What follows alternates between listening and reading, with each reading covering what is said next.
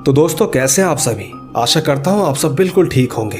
दोस्तों हाजिर हूँ आपके लिए कुछ डरावनी कहानियां लेकर। बस कहानियां सुनाने से पहले कि अगर आप पहली बार मेरी आवाज सुन रहे हैं और पहली बार ही मेरे इस चैनल पर आए हैं तो कृपया करके मेरे इस चैनल को अभी सब्सक्राइब करके बेल बटन ऑल पे कर लीजिए। साथ ही दोस्तों अगर आप ये चाहते हैं कि मैं आपकी कहानियों को अपनी आवाज दूं तो कहानियां सुनने के बाद आप मुझे इंस्टाग्राम पर मैसेज कर सकते हैं। मेरी आईडी है महेश आर्या यूट्यूबर। कहानियों के बाद मैं आप सबको वहीं मिलूंगा। बाकी दोस्तों बिना देरी किए जल्दी से अपने अपने हेडफोन लगाएं और शुरू हो जाए मेरे यानी महेश के साथ। दोस्तों मेरा नाम शुभम गौतम है और आज जो कहानी मैं आप सभी को सुनाने जा रहा हूं वो मेरी कजिन सिस्टर और मेरी मौसी जी के साथ घटी एक सच्ची घटना है। ये बात पिछले साल 2011 की है। उन दिनों सर्दियों का मौसम था। उस वक्त वो दोनों मेरी नानी जी के घर गांव में गए हुए थे। जैसा कि आप सभी जानते ही हैं, गांव में लोग बहुत जल्दी खाना खाकर चुपचाप सो जाते हैं। वहां पर लोग देर रात तक बाहर नहीं घूमते और तो और वहां पर वॉशरूम भी नहीं था, तो उन लोगों को घर से थोड़ा दूर बाहर ही जाना पड़ता था, जिसके कारण उन्हें अंधेरे में ही वॉशरूम जाना पड़ता था। सच कहूं तो वहां अकेले जाने के लायक बिल्कुल नहीं होता था। इसीलिए जब मेरी कजिन और मौसी जी वहां पर गए तो वहां एक रात के समय उन्हें वॉशरूम के लिए जाना था, जिसके बाद वो दोनों बाहर वॉशरूम के लिए चले गए। पर दोस्तों जब वो वहां से वापस घर की तरफ आ रहे थे तब उन्हें ऐसा महसूस हुआ कि जैसे उनके पीछे कोई आ रहा हो। ये सोचकर वो दोनों काफी डर गए और सीधे घर आकर नानी जी के कमरे में जाकर सोने लगे। इसी बीच उन दोनों को किसी की चूड़ियों की आवाज सुनाई दी। वो आवाज इतनी पास से आ रही थी कि मानो कोई उनके बगल में ही हो। वो दोनों बहुत डर चुके थे। उन दोनों ने चुपचाप सोने की कोशिश की, मगर उन्हें वही चूड़ियों की आवाज दोबारा सुनाई देने लगी। मेरी कजिन सिस्टर ने मेरी मौसी जी के हाथ चेक किए और कहा कि ये आवाज कहीं उनके हाथ से तो नहीं आ रही। पर दोस्तों यकीन कीजिएगा ऐसा कुछ नहीं था। इसके थोड़ी देर बाद किसी ने मौसी जी के सर पर हाथ सहलाया, लेकिन जब मौसी ने इधर उधर देखा तो वहां पर कोई भी नहीं था। हिम्मत करके मौसी जी ने कमरे के बाहर जाकर देखा तो यकीन कीजिए वहां पर भी कोई नहीं था। हालांकि इसके बाद ऐसा कुछ भी नहीं हुआ। बस एक किस्सा इतना था कि सोचा सुनाते चलूं। मैं महेश भाई का दिल से धन्यवाद करता हूं। तो दोस्तों देखा आपने, ये थी शुभम गौतम की कहानी।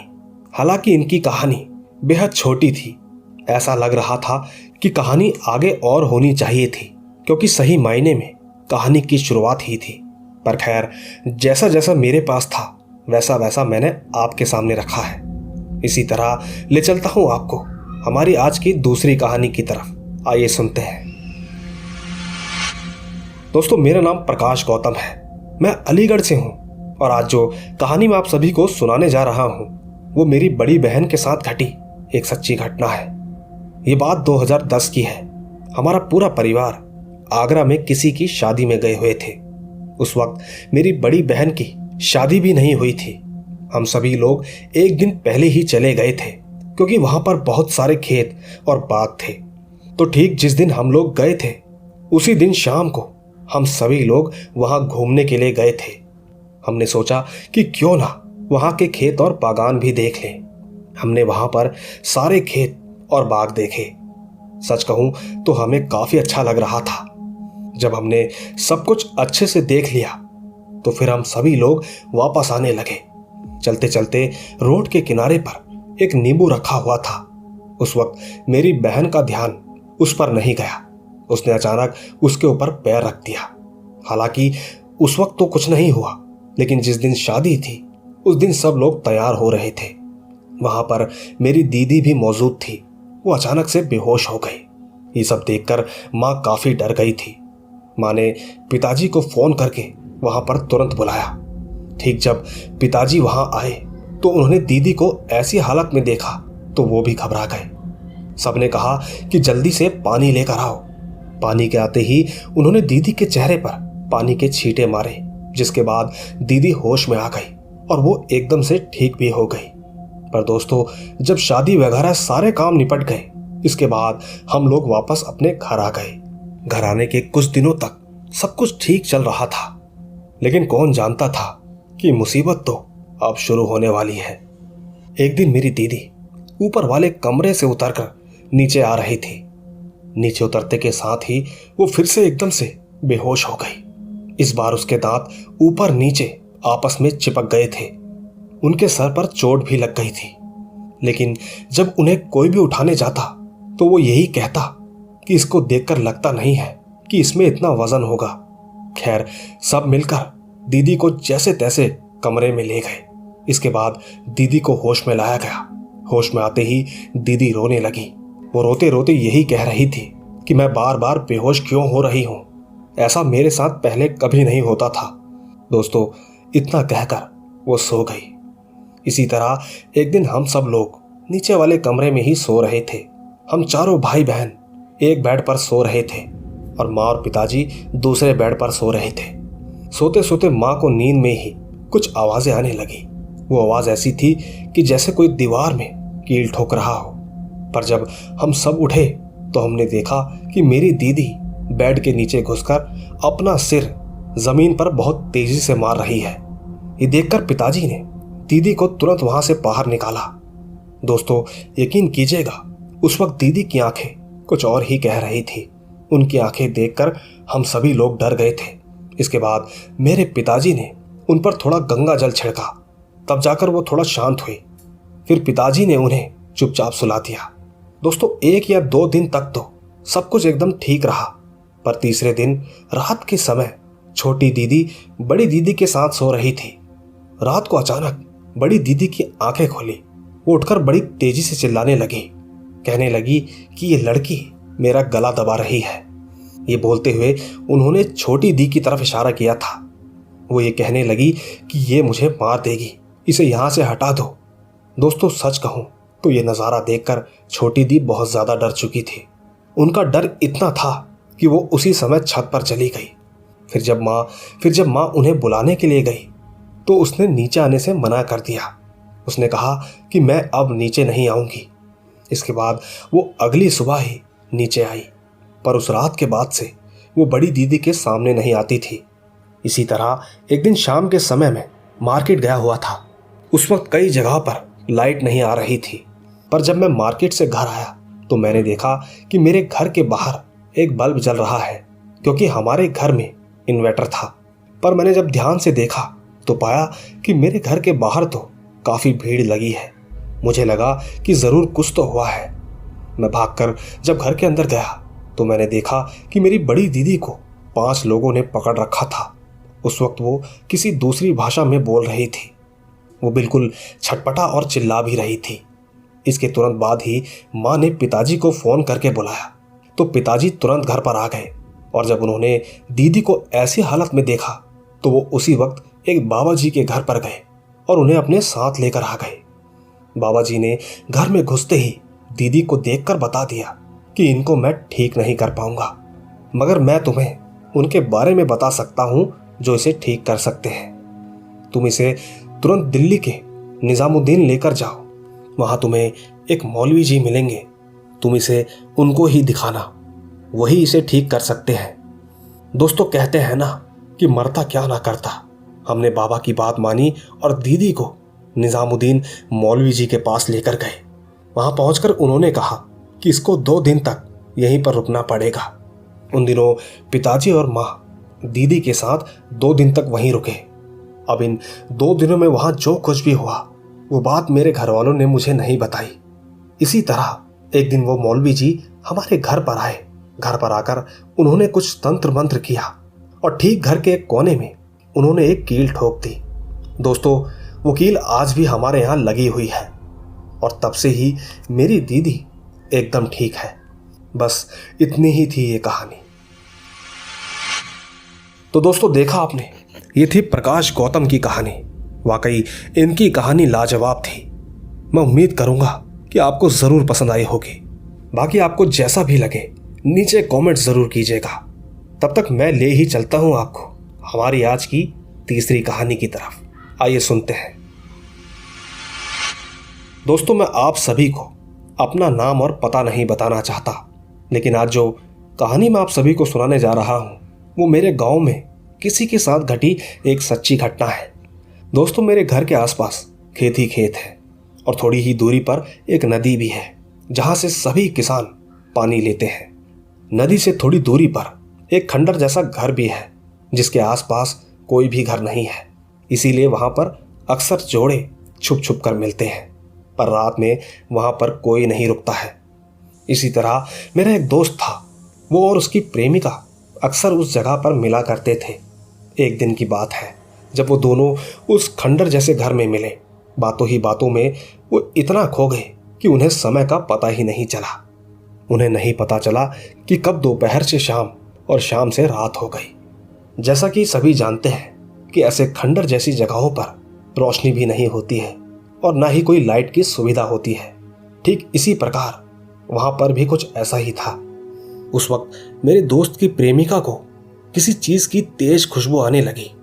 थोड़ी देर बाद वो खुशबू मेरे दोस्त को भी आने लगी, लेकिन उस वक्त उन्हें यह लगा कि शायद कोई उनकी तरह ही उस घर की दूसरी तरफ मिलने आए होंगे। धीरे धीरे वो महक तेज होने लगी। फिर जब उन्होंने इधर उधर देखा तो अचानक से एक खूबसूरत सी लड़की मेरे दोस्त और उसकी प्रेमिका को दिखाई दी। वो लड़की इतनी ज्यादा खूबसूरत थी कि मेरा दोस्त उसे देखता ही रह गया। उसकी तो मानो उससे नजर ही नहीं हट रही थी। ये सब देखकर मेरे दोस्त की प्रेमिका उससे चिढ़ गई। वो तुरंत ही मेरे दोस्त से गुस्सा होकर वहां से चली गई। मगर दोस्तों, मेरा दोस्त उस लड़की को देख के ऐसा हो गया था कि मानो उस लड़की ने मेरे दोस्त को अपने काबू में कर लिया हो। इसके बाद उस लड़की ने मेरे दोस्त को अपने पास बुलाया। दोस्तों, वो उसके पास जाने ही वाला था कि अचानक से उसकी नज़र उस लड़की के पैरों पर पड़ी। उसने देखा कि उसके पैर उल्टे हैं।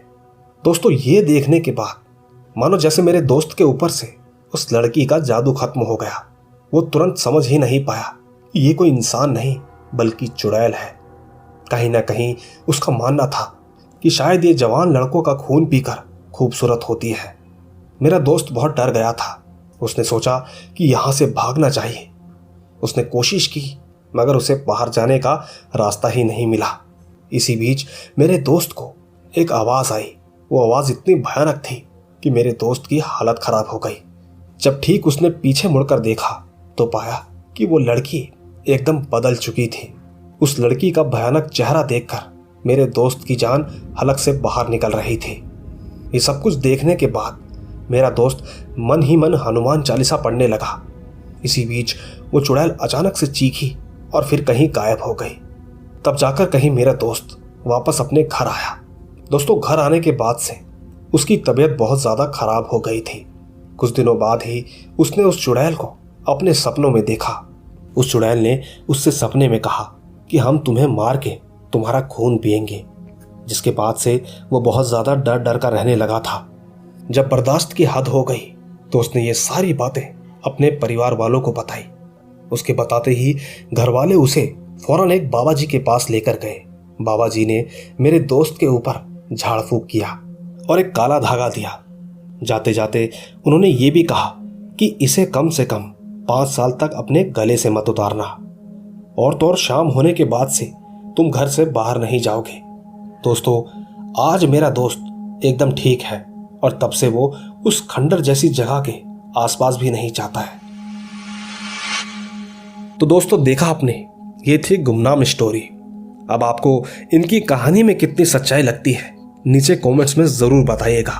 बाकी तब तक मैं ले चलता हूं आपको हमारी आज की अगली कहानी की तरफ। आइए सुनते हैं।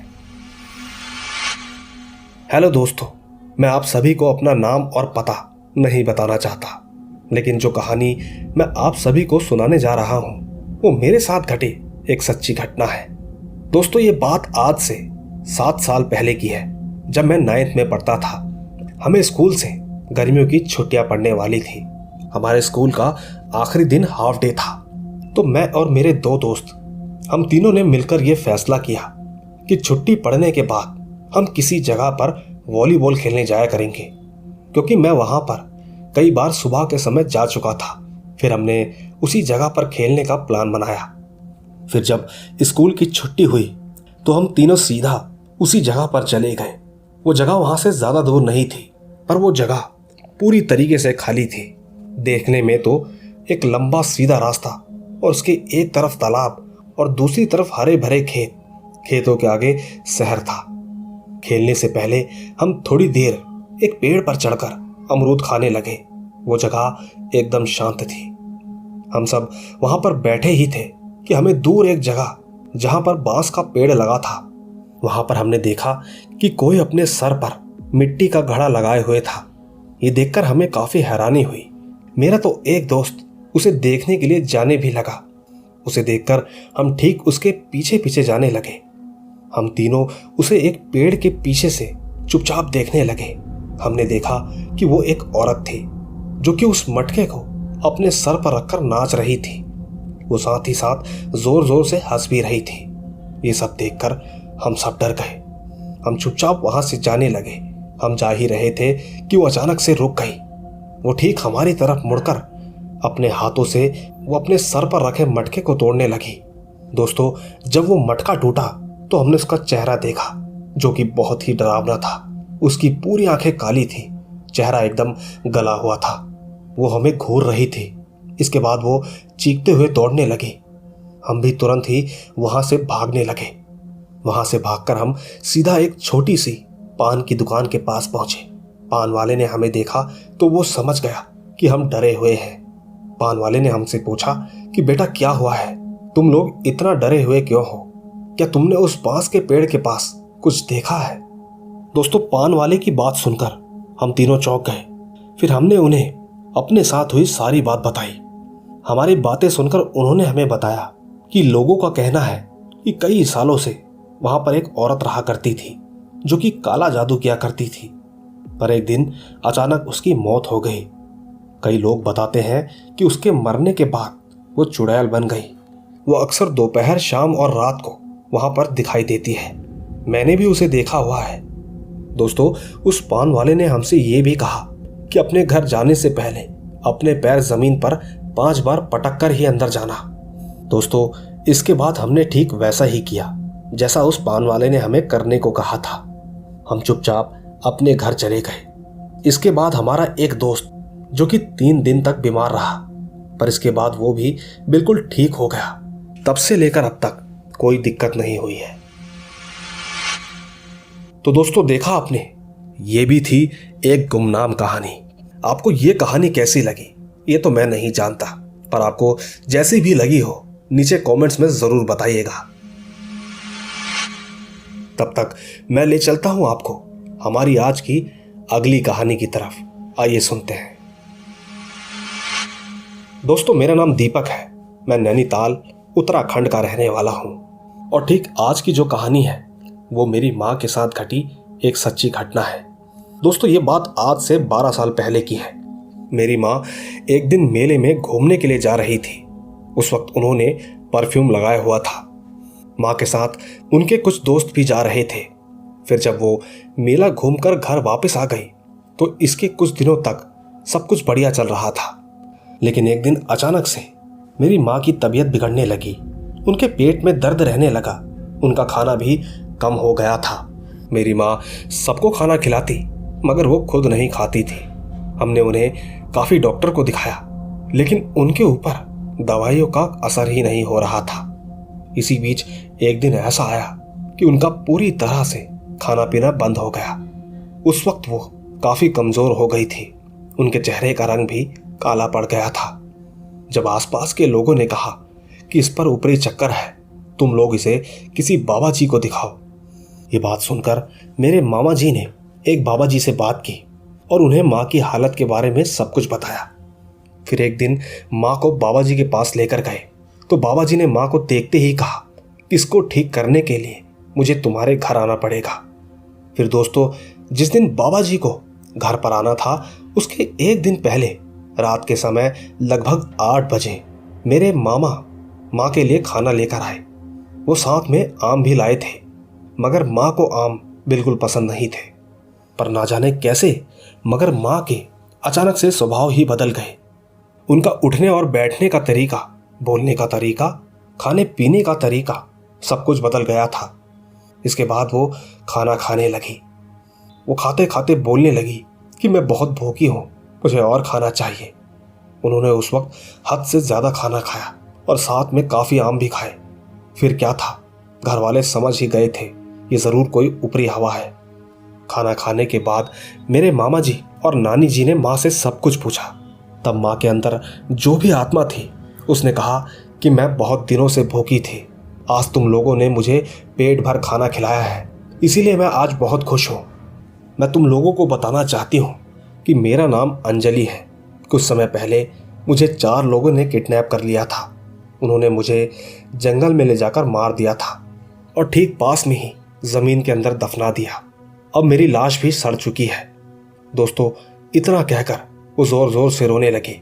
उसने कहा कि अभी तक मेरे घर वालों को ये बात नहीं पता कि मैं अब इस दुनिया में नहीं हूँ, और तो और ना ही वो ये जानते हैं कि मेरे साथ क्या हुआ है। बस जहाँ पर मुझे मारा गया था वहाँ से ये लोग मेले में जा रहे थे। मुझे ये लड़की अच्छी लगी तो मैं इसके साथ इसके घर आ गई। दोस्तों, इसके बाद नानी जी ने कहा कि तुम मेरी बेटी को परेशान क्यों कर रही हो, इसको छोड़ दो, तुम्हें हमसे क्या चाहिए। तब उसने कहा कि मैं चाहती हूँ कि मेरे घर वालों को भी पता चले कि मेरे साथ क्या हुआ है और अब मैं इस दुनिया में नहीं हूँ। तब जाकर कहीं मामा जी ने कहा कि तुम अपने ही किसी परिवार के सदस्य पर जाओ, तब उन्हें पता चल जाएगा। ये सुनकर उसने कहा कि ठीक है, मैं ऐसा ही करूँगी। इसके बाद उसने मामा जी से कहा कि मुझे चाय पीनी है। उस वक्त मामा जी ने समय देखा तो रात के 12 बज रहे थे। उस वक्त मामा जी को भी थोड़ा थोड़ा डर लग रहा था। फिर मामा जी एक कप चाय बनाकर लाए। दोस्तों, यकीन मानिएगा, वो इतनी गर्म चाय उसने एक ही सांस में पी ली। चाय खत्म करके उसने कहा कि अब मैं चलती हूँ। इसके बाद मेरी माँ बेहोश हो गई। फिर जब कुछ देर बाद उन्हें होश आया तो वो पहले से ठीक थी। वैसे दोस्तों, इसके बाद से ऐसा कुछ भी कभी नहीं हुआ। तो दोस्तों, देखा आपने, ये थी दीपक की कहानी। दोस्तों, कहानी तो इनकी भी ठीक ही थी। बाकी आपको कितनी ठीक लगी नीचे कमेंट्स में ज़रूर बताइएगा। फिलहाल चलते हैं हम अपनी आज की आखिरी कहानी की तरफ। आइए सुनते हैं। दोस्तों, मेरा नाम तन्मय है। मैं दिल्ली के जीटीबी नगर का रहने वाला हूँ। दोस्तों, ये बात 1 महीने पहले की है, जब मैंने अपने लिए एक नई बाइक ली थी। उस दिन बाइक लेने की खुशी में मैंने अपने दोस्तों के साथ पार्टी करने का प्लान बनाया। उस वक्त जब मैं घर से निकला तो रात के 9 बज रहे थे और ठीक पार्टी वाली जगह पर पहुंचते पहुंचते मुझे रात के 10 बज गए। हम लोगों ने खूब एंजॉय किया। सब कुछ ठीक से हो जाने के बाद हम सब अपने अपने घर के लिए निकल गए। वैसे उस दिन मैं थोड़ा नशे में था। 1 किलोमीटर आगे जाने के बाद मुझे 3 लड़कियां दिखी। दोस्तों, उनकी खूबसूरती मैं शब्दों में बयां नहीं कर सकता। उन्होंने मुझसे लिफ्ट मांगी और मैंने भी उन्हें मना नहीं किया। चलते चलते मैंने महसूस किया कि एक लड़की जो कि मेरे पीछे बैठी हुई थी, वो मेरे गले को सूंघ रही थी। हालांकि उस वक्त मैंने कुछ नहीं कहा, लेकिन ये सिलसिला धीरे धीरे बढ़ने लगा। इसके बाद मुझसे रहा नहीं गया। मैंने धीरे से रोड के किनारे बाइक रोककर उनसे पूछा कि मैडम जी, ये क्या हरकत है। मेरे इतना कहते ही वो तीनों लड़कियां सर नीचे करके हंसने लगी। मैंने नशे में होने के कारण उन्हें अपशब्द कह दिए। इसके बाद अचानक ही वो तीनों मेरे पास आई और मैं एकदम से बेहोश हो गया। भगवान ही जाने कि मेरे साथ क्या हुआ, पर जब मैं होश में आया तो मैंने खुद को दूर के एक खेत के किनारे पाया। वैसे दोस्तों, मैं आपको बता दूं कि मैंने उस दिन बहुत सारा परफ्यूम लगाया हुआ था, पर जब मैं उठा तो मैंने इधर उधर देखा, मगर दूर दूर तक कोई भी नहीं दिखाई दे रहा था। उस वक्त मेरा सर बहुत भारी हो रहा था। मैं कुछ देर तक सोचता रहा कि आखिर ये मेरे साथ क्या हुआ और वो तीनों लड़कियां कौन थी और अब कहाँ हैं। मैं ये सब सोच ही रहा था कि मुझे एक आदमी दिखाई दिया। मैं धीरे से उसके पास गया और उसे अपनी आप बीती बताई। उसने ठीक मेरी बाइक जो वहीं पर पड़ी हुई थी उसे उठाया और फिर मैं वहां से घर आ गया। घर आने के बाद घर वालों ने मेरी हालत देखी और मुझे बहुत डांटा। उस दिन के बाद से मुझे थकावट होने लगी। मुझे हर बार ऐसा फील होता जैसे कोई भारी चीज मेरी छाती पर बैठ गई हो। मैं जब भी सोकर उठता मेरा सर भारी भारी होता था। इसी तरह एक दिन मैं एक पंडित जी के पास गया और उन्हें सारी बात बताई। उन्होंने मुझसे कहा कि बेटा तेरे ऊपर 3 पिशाचिनियों का साया है और तो और अब ये तुम्हें अपने साथ लेकर जाएंगी। मैं इन सब में कुछ भी नहीं कर सकता हूं। हाँ, पर तुम किसी अघोरी बाबा जी के पास जाओ, वही इसका उपाय बताएंगे। दोस्तों फिर क्या था, फिर मैं बनारस में एक अघोरी बाबा जी हैं उनके पास गया और उनसे हाथ जोड़कर मदद मांगी। उन्होंने भी मेरे ऊपर झाड़ फूंक किया। तब से लेकर अब तक मैं बिल्कुल ठीक हूं। मगर दोस्तों जाने से पहले मैं आपको एक सलाह देना चाहता हूं कि कभी भी रात को इतना परफ्यूम लगाकर नहीं जाना चाहिए, क्योंकि मुझे ऐसा लगता है कि ये चीजें जितना सुनने में डरावनी लगती है उतना ही उससे कहीं ज्यादा खुद के साथ घटने में खतरनाक है। बस यही थी मेरी ये कहानी। तो दोस्तों देखा आपने, ये थी तन्मय की कहानी। दोस्तों आपको इनकी कहानी और हमारी आज की कहानियां कैसी लगी नीचे कमेंट्स में ज़रूर बताइएगा, क्योंकि आप तो जानते ही हैं मैं आपका कमेंट्स में हमेशा इंतज़ार करता रहता हूं। बाकी दोस्तों जल्द ही मिलूंगा आपसे इसी तरह की रोमांच भरी रहस्यमयी कहानियों के साथ। बस तब तक आप अपना और अपने परिवार का ख्याल रखें।